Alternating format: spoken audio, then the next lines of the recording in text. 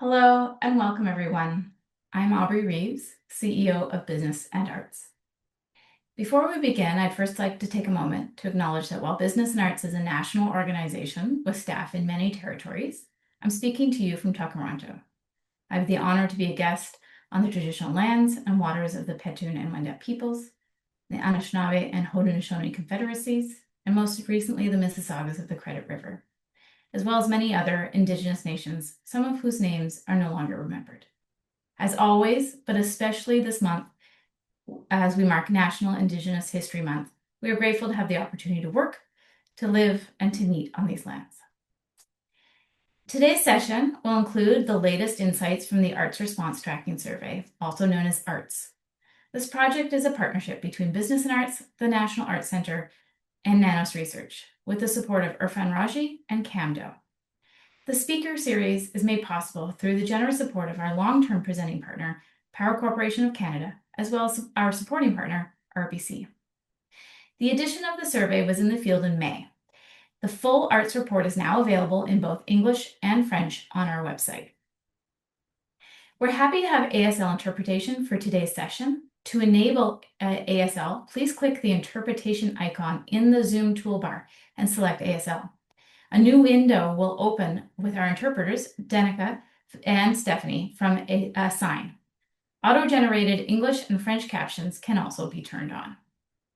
Only the presenters and moderators will have our microphones on today, so please submit your questions in the Q&A box and vote for the ones you think are most relevant. The session is scheduled for 1 hour and 15 minutes to give us ample time for your questions. The session is also being recorded and will be made available in approximately a week. Thank you for being with us today and leading our discussion to follow the latest findings. It is now my pleasure to welcome Nik Nanos to present the newest research from the survey. As the Chief Data Scientist at Nanos Research, Nik has led thousands of research projects in Canada and around the world, ranging from market studies, customer satisfaction tracking, creative testing, program development, and reputational management. Nik has worked alongside many arts and cultural organizations, including the Ontario Arts Council, BC Arts, and a variety of museum and art gallery institutions. So over to you, Nik. Hey, Aubrey.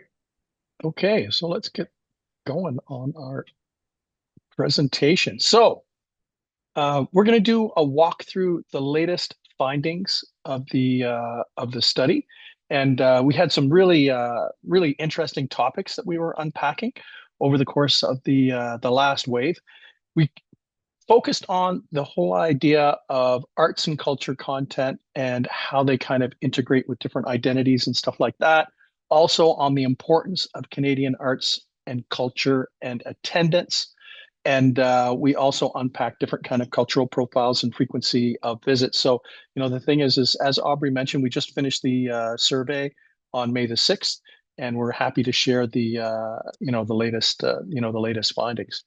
It's interesting when we ask people about the impact that arts and culture plays, just in general, you can see that people overwhelmingly identify and say and agree that that arts and cultures make them feel proud of their community. And actually, it's interesting when we tested on whether all of these different dimensions had a positive or negative impact. I think, the interesting thing is the pride in community and the pride in being Canadian actually overwhelmingly and very strongly came through with a significant proportion of Canadians kind of identifying those as positive benefits. And that maybe the fact of the matter is it doesn't matter what you ask arts and culture goers, they see positivity when it comes to the impact of arts and culture, not only in terms of pride in their community and being proud of Canada, but bringing people together from different backgrounds and representing Canada to the world and reducing social isolation and loneliness. And you can see there are very few just little slivers of negativity, but the fact of the matter is that overwhelmingly strong majorities of Canadian arts and culture goers have positive and somewhat positive associations with the highest level of intensity or higher levels of intensity relating to feeling proud about their community, but also feeling proud about Canada. Also interesting on the attendance uh, front, um, you can see that, right across the board, the foundational element when we ask about arts and culture goers is that, attendance is important. You can see 60%. But interesting, and I always look at the folks that say that it's much more important versus much less important. And it speaks to kind of what I'll say a level of intensity or where directionally things might be going.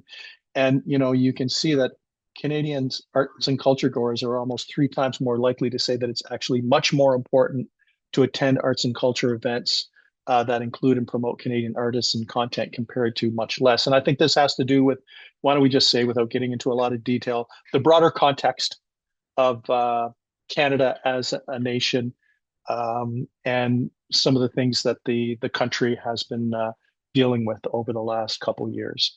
On the importance of attending, um, interestingly, like, remember I mentioned that, right across the board, the most popular response was as important, and that really cuts across all the different regions. There was a different level of intensity among those who said that it was more important, with Atlantic Canada um, kind of being a positive outlier on that front. And it probably speaks to a particular cultural attachment that those that happen to live in Atlantic Canada have for Canadian artists and content. The thing is this does cut across all different regions, but we did see some regional variations on that front. Um, on the on this whole idea of the connections that people have um, with arts and culture and kind of their self-identification on a number of different dimensions, we asked whether they agreed or disagreed with a number of statements. And I thought this was, for me, I thought this was quite interesting when you look at the things that people agreed with, but also the things that they disagreed with. And it also speaks to kind of how people, there are different types of arts and culture goers, and they have different, I'll call it, styles, preferences, habits, and so forth. Um, but you can see that when we ask arts and culture goers, going to different arts and culture events being an important part of their social life, you can see one out of every two arts and culture goers kind of agree or somewhat agree with that statement. Um, but once you get beyond that, and we'll unpack this in a little more detail, that there's diversity. There's diversity in terms of whether people are following specific artists. There's also diversity in terms of whether people focus on one particular art form or another. We're going to unpack that a little more. But I think one of the things that I'd like to put a spotlight on is that a number of these dimensions have to do with preferences and habits. But this one question, I feel like an outsider when I attend certain types of arts activities, that that particular dimension is outside of people's habits in terms of whether they're an omnivore or whether they focus on one particular art form or another, or whether they like to learn and kind of explore. And I want to put that on the table in terms of the importance of making people feel welcome. And many times in the other research that we've done, when we asked those individuals that didn't attend particular arts and culture activities within their community, many times they just basically said they didn't think that it was for someone like them. And I kind of want to put a little bit of a highlight on that in terms of the importance of making people feel welcome as a particular dimension separate from programming that's important in terms of engaging arts and culture goers. And we talked about what some of the differences were, and there were some regional differences when it came to you know a lot of these different statements. And you can see that if you happen to be a resident of the province of Quebec, you can see higher than the national average in terms of identifying it as an important part of their social life. Also, Quebecers more likely to follow specific artists, directors, and companies across their careers.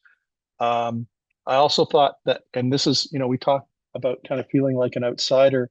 I thought it was interesting that, in Atlantic Canada, factoring the margin of error for the subsample, it kind of over-indexed a little bit in terms of people feeling like an outsider.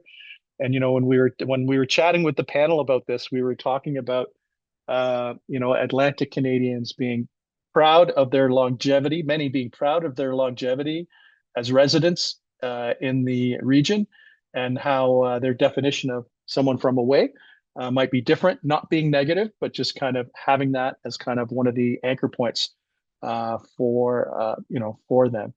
And the other thing is that you can see in terms of focusing on one art form or another that those in the prairies were comparatively more likely than the Canadian average to say that they focused on one art form, while those in British Columbia were more likely to be omnivores. Um, and I thought there were some interesting kind of gender and age dimensions on this front, and you can see that the first bar is all culture goers, and then we can have a comparison based on age and gender.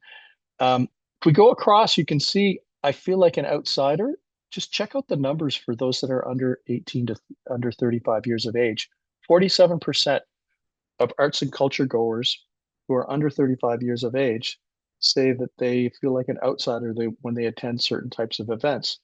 This might have a lot to do with I'll call it the traditional profile of individuals who are engaged, at least in going out and attending arts and culture events, tends to be those individuals that are a little older. It could be that those folks that are under 35 years of age show up and they see a lot of gray hair.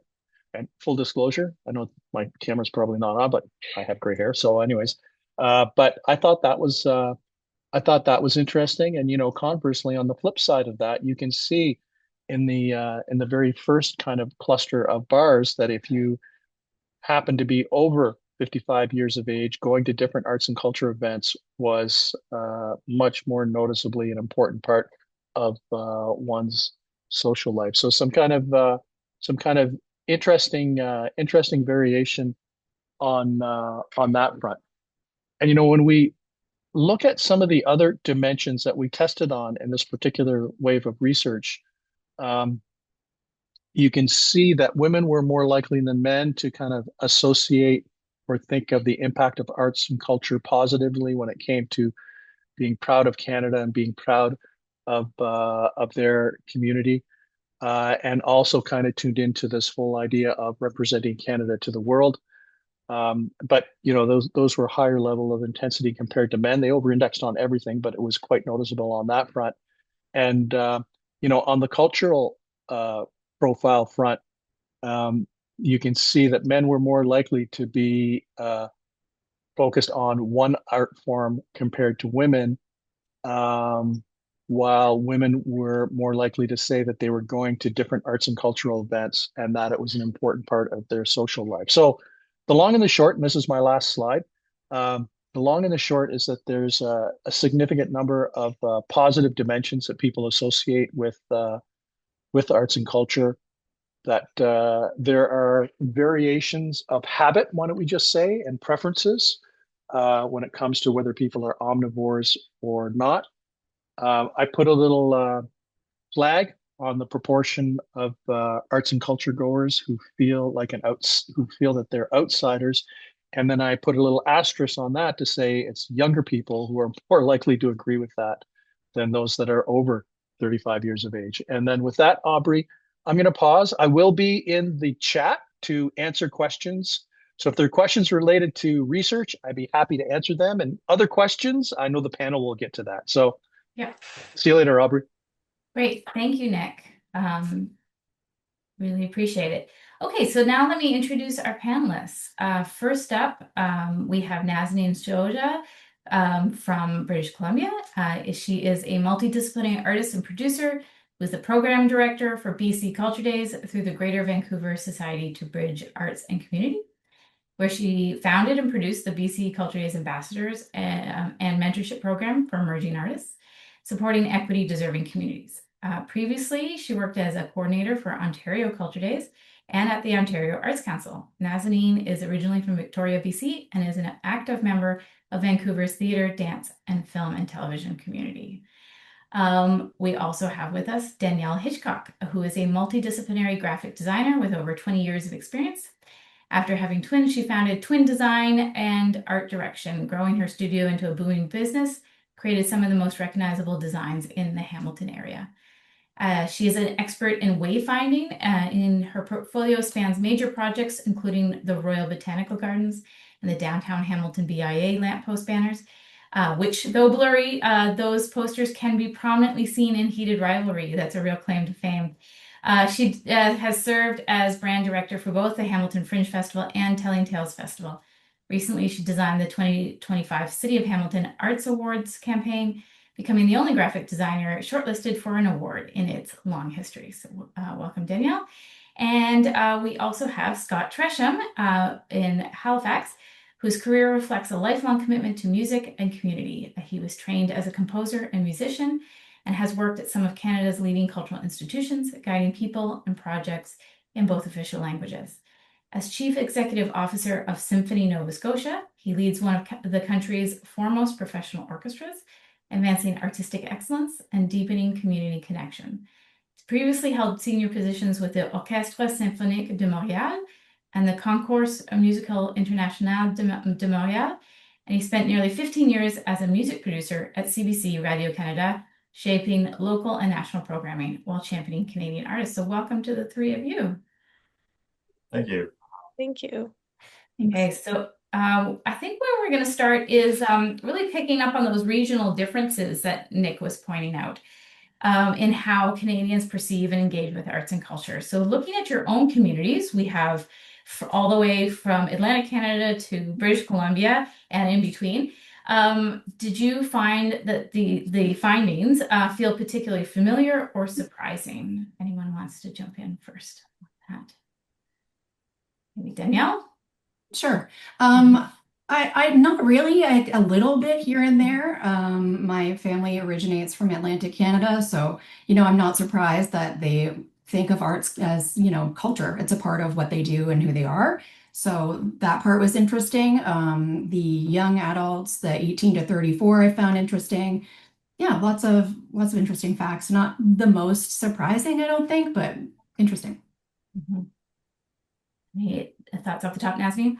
Yeah, same here. I mean, I was a bit disappointed in the numbers, but I wasn't surprised either. In BC, there definitely is an impact in terms of having a warmer climate here that draws people more to nature and the outdoors, and recreation and fitness is a high priority for many. The cost of living in BC is quite high, which can impact disposable income. And then historically, the underfunding of arts and culture in BC has impacted awareness about arts and culture and the public perception of the value and importance of arts and culture. Yeah, those are all factors at play for sure. Scott?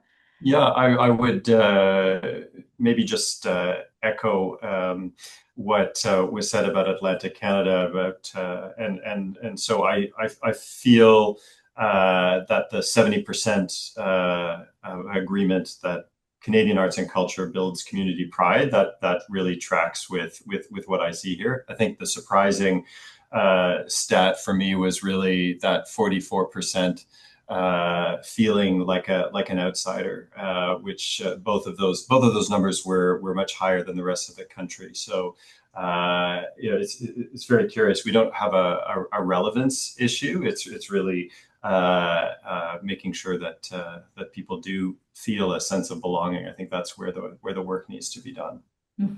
Yeah, and maybe we'll dig into that a little bit later too. But Nazanin, on the positive side, I picked up that BC audiences are more likely to be omnivores. So they had the lowest score for focusing on just one art form. What do you think makes people more willing to explore and discover a variety of art forms in British Columbia? Yeah, well, we have the highest concentration of artists per capita in BC. So I think that plays a big part. 1 in 5 Canadian artists reside here. So that translates to like more disciplines being represented here as well. We have close to 40,000 artists. And also cultural diversity. We have one of the highest rates of immigration from other countries around the globe. So that creates opportunities for more diverse arts and cultural experiences. We have strong, rich history and contemporary presence of Indigenous arts and culture. And that has drawn a lot of audiences to a variety of events like storytelling, dance, weaving, carving, and knowledge sharing events. And despite funds being spread thin in BC, our government, our provincial and municipal governments have made diversity a priority in their strategic plan. So we see like, for example, the BC Arts Council supports a lot of diverse and underserved communities, about 35% of the projects that they fund. So I think that has a big impact. Yeah. And Scott, Halifax is a smaller city in Canada. What do you think are some of the advantages to being a smaller cultural market when it comes to building that audience connection and trust? Well, I think one is maybe competition. I worked in Montreal before here, where there's 12 orchestras on the island alone. Symphony Nova Scotia is really the one major orchestra in Atlantic Canada. So if you're looking for symphonic music, there's sort of one destination for that. But I think more importantly, that smaller market means also less distance maybe between the institution and the community. So at a relationship level, it's much easier to build person to person. It's less of building sort of an institution to a larger audience. We're really a little bit more operating on a smaller scale. So that really, I think, is a big advantage that we can really be happy about here in these sort of mid-sized cities. So getting into this question of when people don't see themselves as art audiences, how can organizations really meet them where they are? So maybe Danielle, we'll start with you with some practical examples that you've seen where a small shift in approach can make audiences feel more significantly included or reflected. Sure. If you're not familiar, Telling Tales is Canada's largest children's literary festival. It happens to be in my neighborhood. I used to drive by and think, well, that's too bad, my kid's aged out. So the reason was the marketing really felt geared to preschoolers. So in 2024, they came to me to ask them to rebrand, and I was shocked to understand that not only is their programming from 0 to 4, but it goes all the way up to 13 plus, 14, 15. So what we did to make sure that people outside of Telling Tales knew that is created a wide color palette. We chose unique, accessible typefaces. We now use specific colors and patterns. So the defined age groups are 0 to 4, 6 to 8, 9 to 12, and 13 plus, because a festival like this is really geared towards Gen Alpha all the way up to the silent generation, because no kids driving themselves to a festival. So you got to hit all those places and people. And we just make sure that we're very clear about who the festival is for, not only in the color coding. Color coding's great. It allows people to navigate the festival itself really well. We reinforce that on social media so that okay, 0 to 4 is pink, 6 to 8 is green, etc. So in 2023, about 6,000 people attend the festival. In 2024, after the rebrand, we had 12,000 people, and last year we cracked 20,000. So if folks see themselves in the marketing as well as in photos from your events, that can automatically make people realize they are an arts audience. I think everyone is actually an arts audience. They just don't realize, like, no one's life is void of the arts. I'd say above all, though, the best way to create real belonging is at the organizational level.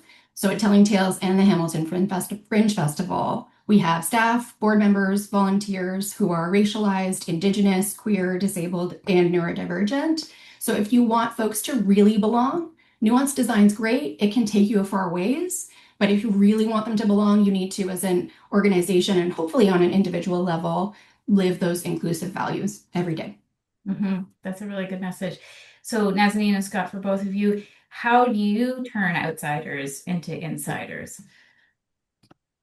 Well, I would say that I saw a comment go by that was talking about the idea that not just belonging, but understanding, and the fact that some people feel like a fish out of water, I think was the term that was used, and that they don't understand enough about the art to be able to fully appreciate it. That might sort of contribute to those feelings of an outsider. I think one thing that we're trying to do is focus a lot more on the storytelling aspect of what we do, and so that people don't feel like they need to adopt a new personality, or that they need to obtain a specialized knowledge to be able to sort of experience these human emotions and the storytelling behind the art that we present. So that's something that we have adjusted our approach just in our marketing, for example, for next season, and already we're starting to see the results of that as being very positive. So focusing on people telling stories, and the art is just the vehicle for that. Mm-hmm, so Nazanin, I'm sure you have a lot to add about this. Yeah, so I mean, through our ambassador program, for example, like we really prioritize underserved communities, and that has really helped us reach communities that we wouldn't traditionally have reached. And so I think it making a point of reaching out specifically to those underserved communities can make a huge difference. Like we, for example, had an event last year. It was an Indigenous storytelling event, and our ambassador really wanted to make sure that the deaf community was included. So, you know, in addition to advertising that we were offering interpretation services, like we really went out and tried to find those groups through social media where, you know, where they would post events that were relevant to them, and really try to target them. Um, and it made a huge difference. We had a huge number of deaf participants at the event. So it really just like that little effort went so far. And also having events that, you know, are open to other languages. The city of Coquitlam, for example, did a public art tour, and they have such a diverse community. They offered the tours in Mandarin, French, and Farsi as well. And so, you know, all those little things can make a huge difference. Mhm. And then beyond your ambassador program, Culture Days itself is really aimed at building participation, connection, and belonging. So do you want to just put that in context for everybody a little bit about how all the programs are really aimed at doing that? Yeah, so Culture Days is all about taking, you know, the public behind the scenes and experiencing arts and culture in an interactive and hands-on format. And we're really seeing that those elements are what people are being drawn to more lately, like having that opportunity to really, you know, get your hands dirty and connect with other community members. In a safe environment where, you know, there's no pressure to be an expert. So you can try something for the first time and create something collaboratively with people you don't know. And it can be something that's like, for example, a public mural that you know, everyone contributes to and remains in the community. And every time you pass by, you have that sense of community that, oh, I took part in that. And so we see that all the time. We even had a few years ago, actually, one of our ambassadors did a mural event in Nanaimo, and people traveled all the way from Vancouver. They took the ferry over to be a part of it. So, yeah, like I think that's really what it's about is that that sense of community and belonging. Mhm. I always love, and for full disclosure, I used to work for Culture Days with Nazanin, so we certainly are well familiar with each other and with it. But what I always loved was that it takes the risk out of it for audiences to try something new for the first time because it is free and the participatory nature also really helps you to get a grasp of it. So moving along to some of these, some of the data around pride and Canadian identity. How can the arts and culture sector reinforce a sense of pride in Canadian identity that feels authentic rather than stereotypical? So how do we move beyond flag waving and maple syrup to really convey an authentic sense of Canadian identity? Danielle, I see your head nodding. It's interesting when we talk about Canadian identity in general. I think where we are in 2026, as a person who like was born and raised here, I'm not entirely sure what is the Canadian identity anymore, especially depending on where you live. Like somewhere like Hamilton or Toronto or Vancouver, there are so many different people who live here. So we're not just syrup and things like that anymore. Maybe it's in, maybe like Nazanin was saying, it's in bringing people together and making people understand that, you know, we're all wanting the same things. We're all a part of the same community, and how our, I don't know how to say it, how our differences kind of make us stronger. That might be what is the most Canadian of pride. And how to do that is, again, what Scott was saying with, you know, you're changing your marketing, what I was saying before, make sure you're using photos of people from your events and then they can see themselves in that and things like that.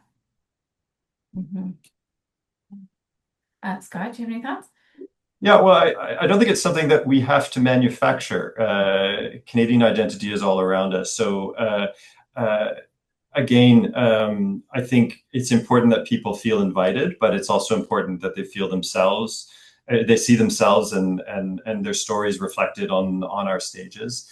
And those stories are all around us. So it's important and certainly a priority for us at Symphony Nova Scotia to work with those groups that are already present in our community, that are doing amazing work, and with whom we can collaborate and come up with projects and really sort of create those points of connection to tell a whole wide variety of stories. And the Canadian identity emerges out of that. As I say, it's not something that we need to make. Mm-hmm. Yeah, it is happening all around us. We are living culture. Nazanin, any thoughts on this too? Yeah, so yeah, just being representative of all the diversity in the community and supporting the work of Indigenous artists and knowledge keepers so that we can continue educating the public about the history and heritage of the land. And I think what's also important is working in collaboration, making sure that we're not, you know, remaining in our own little silos, like partnering with other organizations to really, you know, grow that sense of community and Canadian identity together. Mm-hmm. Yeah. Are there any challenges perhaps that arise when we consider the role of the arts as an access point for Canadians to encounter and explore Canadian culture and identity? Can I talk about the flip side with the opportunities? Yeah, sure. Okay. I think there's a lot of opportunities there for sure. Some of them are, you know, working with your town or your city to create maybe pedestrian-friendly areas during your festival. So, for example, Hamilton Fringe, we have a thing called Fringe Boulevard that started last year. We take over King William Street, which is right downtown, and all the events are free. There was last year, I think, the Bob Ross Paint-a-thon was kind of the big hit, and our executive director had a Bob Ross wig, and everybody else did as well. And so there's this cool opportunity to bring people into your festival by just having it in a physical space where people can see what's happening. And then you're connecting with folks who don't see themselves in the arts necessarily, but perhaps they're walking by and they're like, hey, what's that? What are all those people wearing Bob Ross wigs? Oh, I want to do that. And then you end up bringing in people from all kinds of walks of life. Mm-hmm. That sounds like it was fun. It was so fun. Danielle, for 81% of the frequent culture goers, arts and culture was a part of their social life. What changes when arts participation becomes social infrastructure rather than aimed at individual consumption? Well, like I was saying before, I think especially those of us who work in the arts, we're aware arts is everywhere. We're all participating in arts. We're watching movies, we're listening to music, we're reading books. So we're all kind of a part of it anyways. Um, and that's super interesting. And I've forgotten what your question was. And it can be for all of us. Yeah. It's really about thinking about that social component of arts and culture. So how do Thank we you. define the experience for as a social infrastructure rather than as a individual consumption, transactional? Totally. Now I know where it was going. From a design standpoint, you really should never be designing for just an individual. It's always about thinking about a vast array of people, especially for telling tales. Like I was saying, you're trying to hit Gen Alpha all the way to the silent generation. So you do that in, like I was saying before, making sure you have photos of people where they can see themselves. Like Nazanin was talking about ASL interpreters. If you have a physical festival, making sure that there's accessible entrances and exits and ways around. Everything like that makes people kind of feel a part of it and not just as an individual. And then again, I'm coming back to Bob Ross because it just keeps coming up. Stuff like that really created a wonderful experience for everyone. It's no longer an individual thing when suddenly there's 30 people on the street all painting, wearing Bob Ross wigs. Or, for example, this year we're having like a heated rivalry trivia night, which is outside of what's Kip's Juice Bar in Heated Rivalry, but for us in Hamilton, we know it as Relay Coffee. So in just doing those things, you're creating a community. It's not really by accident. It might feel like it's by accident for those who kind of fall into it, but for folks like us and anyone running an arts organization, just being mindful of really strategizing that ahead of time, not just thinking of the individual. How do we think about everybody? Mhm. And Scott, in terms beyond the design of marketing materials, but the design of the experience at the symphony, how do you make that a social experience? Yeah, that's something we've been talking about a lot. And here I would say one of the big challenges for us is we're just a little bit outside downtown, so a little bit outside of people's frame of reference. So we do really want to give people a reason to come to the symphony, maybe come early, so that they can meet and interact with their friends, their colleagues. And so it really the experience doesn't start with the downbeat. It really starts when they're booking tickets, right? The whole choosing the evening, getting organized, organizing your events, and then having spaces and opportunities for interactions around what we do. I think gone are the days when you can just program a concert and expect people to show up in droves. I think people want something more, and that deeper connection comes from the shared experience. And so the more that we can do to facilitate that, the better. Mm-hmm. Yeah. And Nazanin, anything you want to add about building a social experience? Yeah, well, before the pandemic, we were seeing a lot of events, really popular events for Culture Days that involved social gatherings, and that kind of died down, obviously. But I think we're seeing a resurgence of it now. The Vancouver Art Gallery, for example, does um, their singles night event where people can come and listen to music and see exhibitions and um, enjoy art and meet other people. And so I think it is important. We also had another example a few years ago. We did a Poems from the Kitchen event where we had cooking workshops and featured spoken word artists all together in one space with participants, and they all represented culturally diverse um, programming. And it was really exciting to see people come together from all walks of life and all cultural backgrounds. And people were coming up to me afterwards and being like, "We really needed this. Like, this is so important for our community." And so I think continuing in that direction is really important for us. Mhm. Um, I just have one last question, but I want to remind everyone in the audience to submit your questions in the Q&A box. We have a ton of questions that Nik has already answered about methodology and data, but if you have questions for our panelists, please submit them now in the Q&A box, as we are going to turn to them very soon. So my last question for all of you is, as we head into the summer and the festival season, what are you most excited about in arts and culture writ large, or in your own organizations right now? Who wants to go? I'll go. Obviously, I'm excited about the Hamilton Fringe Festival. It starts July 15th, runs till the 26th. We take over a whole big chunk of downtown for 12 whole days. The opening night kickoff is very fun. So all of the actors and the people who are in all of these plays all across Hamilton do a 30-second, this is what our show is about. And so it gives you a little snippet of what you're looking for. And then that way, you know, if you're someone who's not sure if you want to see a show or which show you want to see, that's a great way to pull people in. And yeah, I can't wait for it.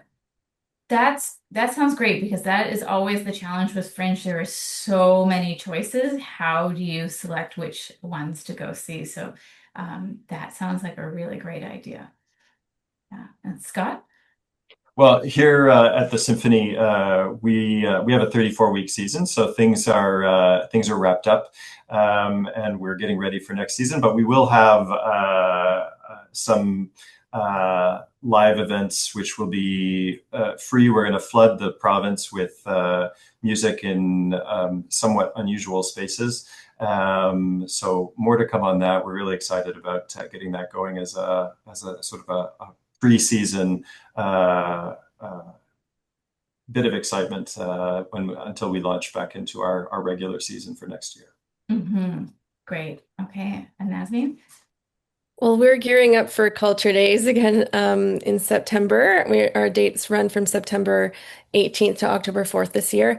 And I'm really excited about our kickoff, because we're doing our kickoff event this year in the city of Delta.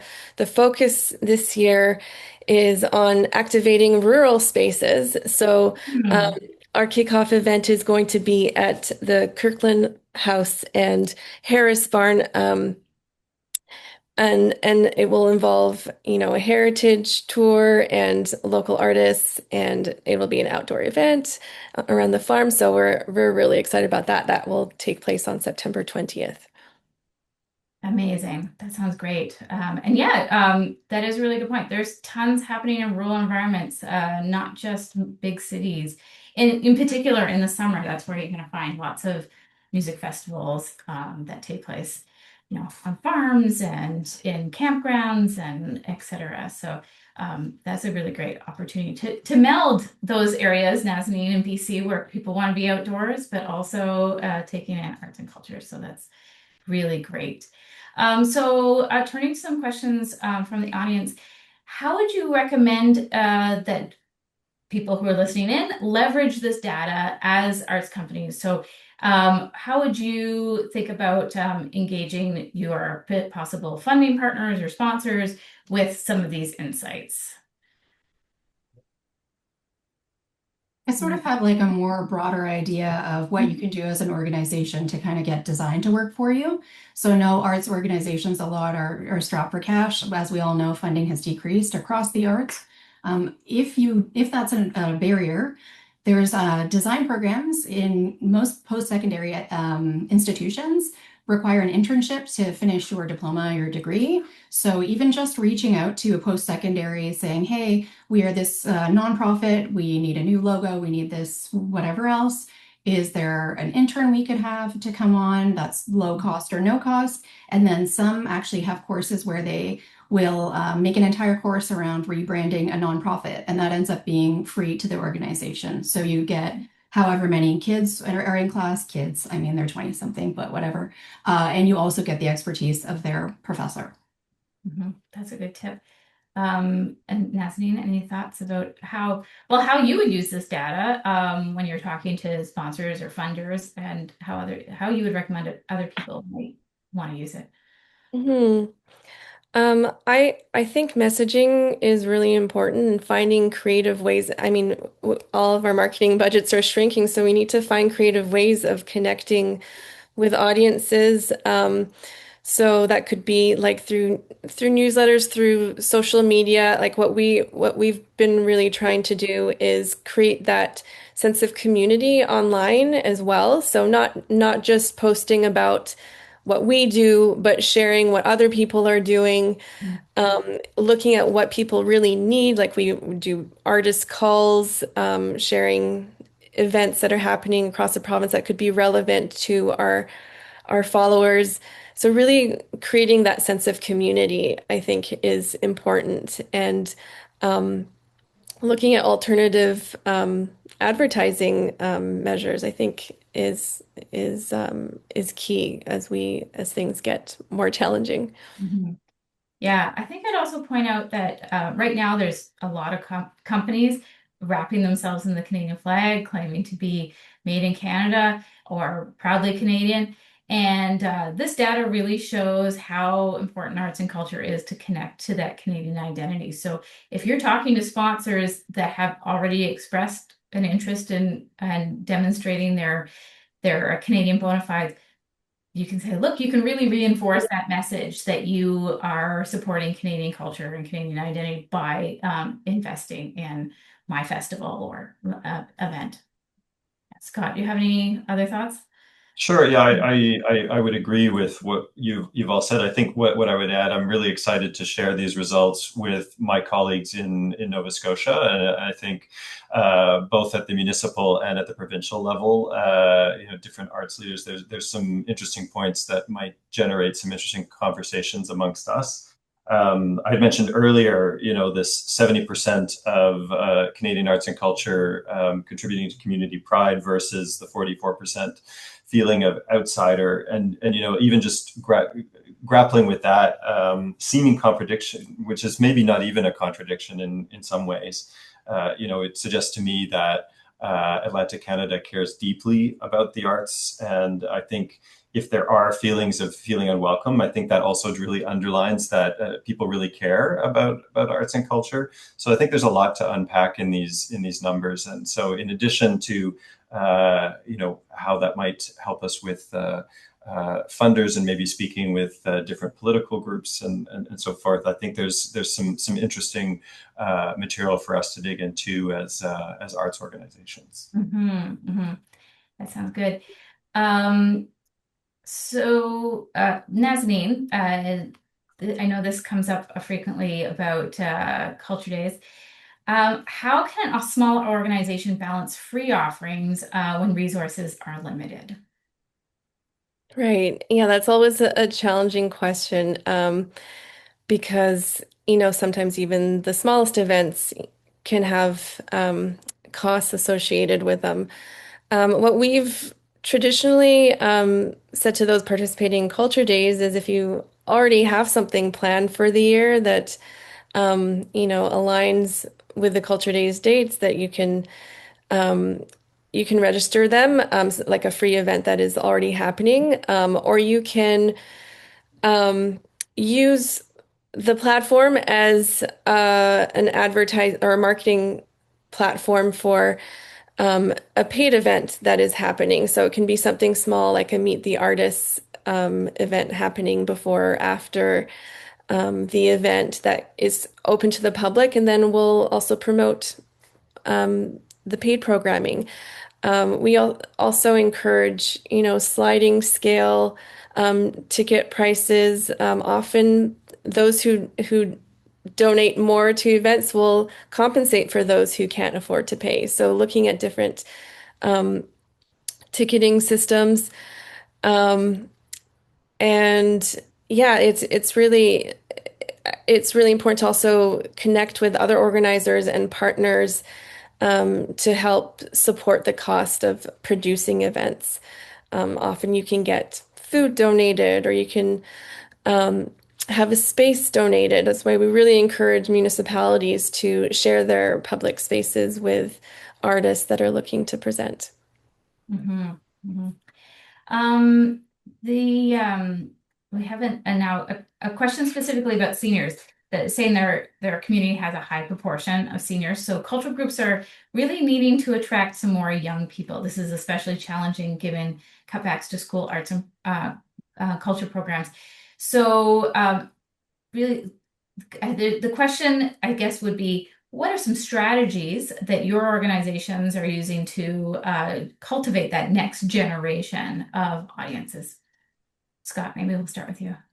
Well, sure. One of our big flagship education programs is the Nova Scotia Youth Orchestra. I think in terms of audience renewal, it's in classical music, it's always skewed a little bit older, but there's a good reason for that. I think people are exposed to music as kids, and then once life takes over, you become a lot more involved in your profession and building a family, and so 30s and 40s we tend to see the audience sort of disappear a little bit. However, that core experience when you're younger, as a kid and through your teen years is so crucial to having those people come back when they're in their 50s and 60s later on. I think one of the waves that's crashing on the shore right now for us is that those cuts to education that you mentioned. We're now seeing the results of that, in that it's much, much more difficult to convince somebody that there's a place for them in the concert hall, and because they don't have that experience to draw on. So we're really putting a lot of resources and investment into our youth orchestra program, because that's a way for us to really sort of give people a tangible experience with classical music. It's not necessarily to train everybody to be a professional musician. That's really not the goal, but to give as wide as many people as possible in that age range an exposure, and then whatever they go on to do in their lives, they will always have that connection with the music. Mm-hmm. That is a good point. Danielle, any thoughts? Again, just the importance of thinking about who you're marketing to, and that most festivals, almost no festival, is really just for one person, or a symphony or culture days, all those things. So think about that at the beginning. Make sure you've got someone, especially if you're looking for a younger audience, make sure you have somehow someone connected to your organization who is in that younger audience, who can even help you to understand what it is they're looking for, as well as never underestimate the power of a good font and the right colors and all of those things to make sure you're getting as many people as possible. We have a team program called Spark at Fringe, and I think Telling Tales, we've got programs in schools. So teachers can sign up, and they have authors and illustrators talk about how you make a book or what it takes to get published, things like that. And they actually do that with kids in schools. So like Scott was saying, with the arts being underfunded, that's a great way for teachers to be able to get kids at the beginning into all of those different things. Mm-hmm, mm-hmm. Okay, here's a good question. You might get a lot of new people sampling stuff, like we were talking about, Nazanin, trying something new. But what actually works to get people to come back after their first visit? And we have seen in other studies that it is really hard to get that first time person to try again. So it's not the initial risk; it's getting them to commit as a repeat. Hmm. Yeah, that's a good question. Um, I think it's about maintaining that relationship. So, once they've participated, I think it's important to keep the communication going and follow up and get feedback and see, what they liked, what they didn't like. And really try to involve them in the process of developing programming.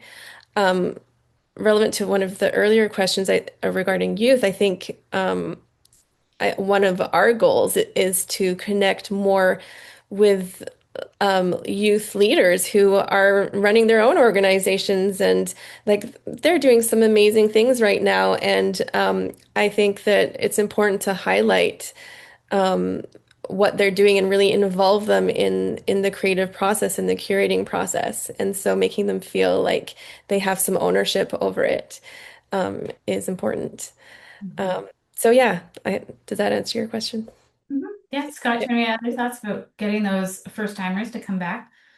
It's a great question. It's a, if anybody had the magic solution, I think we wouldn't even be having this meeting. But I think really focusing on the experience. We were talking a little bit about the social aspect. I think part of creating that feeling of belonging is being able to have somebody invite somebody to the symphony. So you have a little bit of a mentor there to show you the ropes a little bit, just make you more comfortable. So I think that our existing audience is a huge resource that can be leveraged for that, and just finding ways to encourage the people who already love what we do and already have a certain amount of experience and knowledge with it, being able to help us reach out to those people who are brand new and create reasons for them to come back.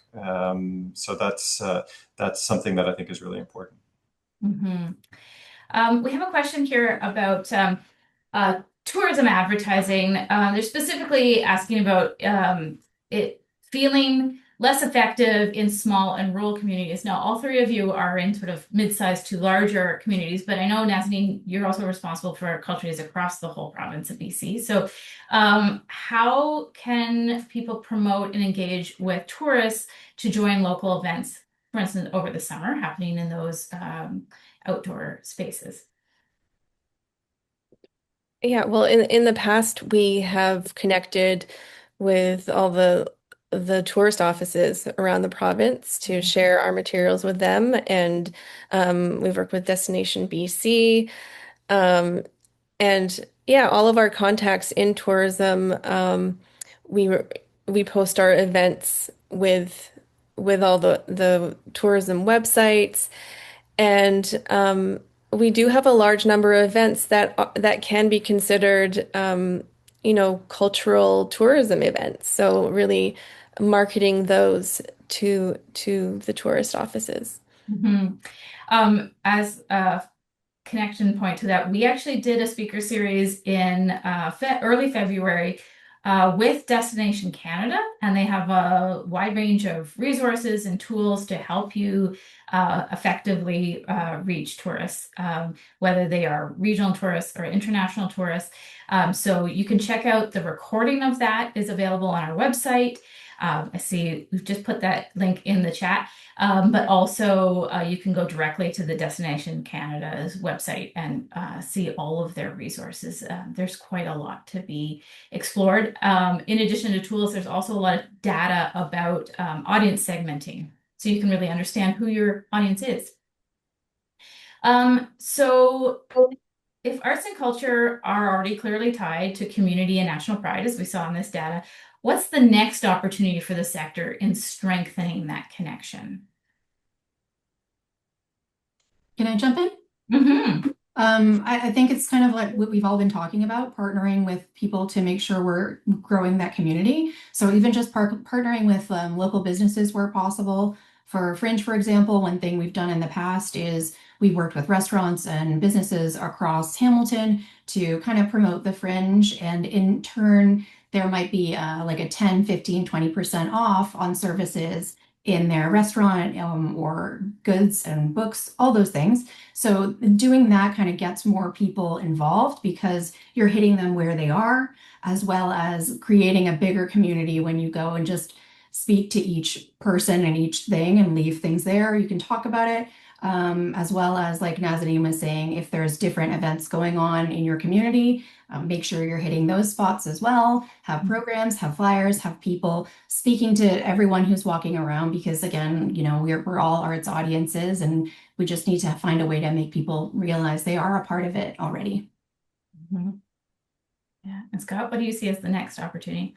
Yeah, I would echo Danielle and really say it's the belonging piece. I think we seem to have a fairly broad consensus that arts are important, they're relevant, and that. But I think the next challenge will be really just making sure that everybody has a place and feels like they belong there. Mm-hmm. Nazanin?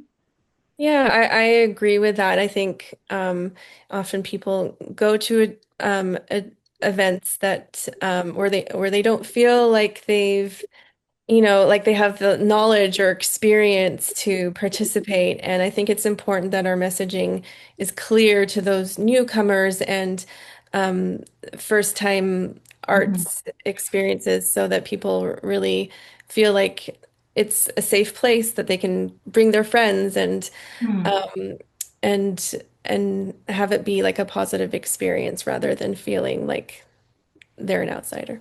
Yeah, actually, that gets to, I think, probably our final question, which was really, is feeling like an outsider actually about the physical spaces, or is it just people feeling uncomfortable with the experience? So, as you were saying, like making people feel welcome is partly about introducing them to the experience.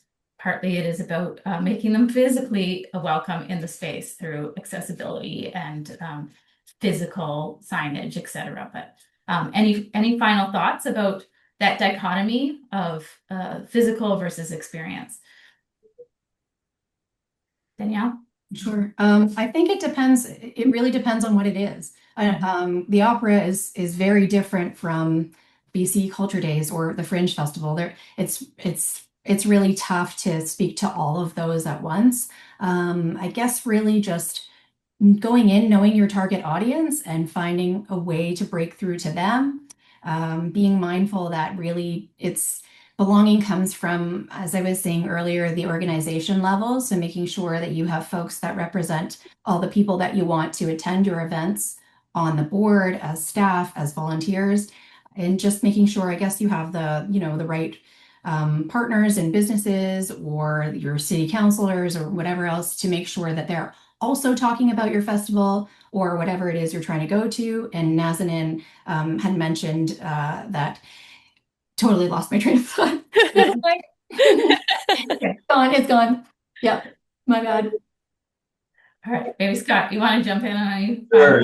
Yeah, I would just say it's. I think it really comes down to removing barriers, whether those are physical barriers, whether they're psychological barriers, whether they're financial barriers. It's just really sort of opening that door, whatever the door is blocking, right? It's creating that opening to let as many people in as possible.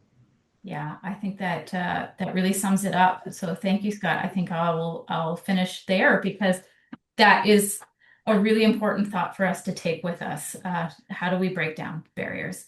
So a big thank you to Danielle, Nazanin, and Scott for your insightful responses to the research and for answering all the questions from our audience.